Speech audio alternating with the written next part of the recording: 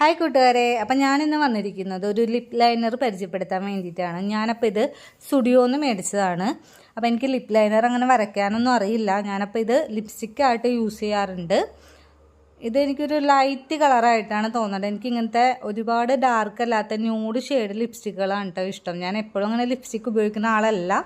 ഇപ്പോൾ ഇടക്കാലം കൊണ്ടാണ് ലിപ്സ്റ്റിക്കൊക്കെ ഉപയോഗിച്ച് തുടങ്ങിയത്. അപ്പോൾ എനിക്ക് ഇങ്ങനെയുള്ള ലിപ്സ്റ്റിക്ക് ഉപയോഗിക്കാൻ ഇഷ്ടം. അതായത് ഇട്ടോന്ന് ചോദിച്ചാൽ ഇട്ടു, ഇട്ടില്ല എന്ന് ചോദിച്ചു കഴിഞ്ഞാൽ ഇട്ടില്ല, അങ്ങനെ ഒരു രീതിയിലുള്ള ലിപ്സ്റ്റിക്കാണ് ഞാൻ എപ്പോഴും യൂസ് ചെയ്യാറുള്ളത്.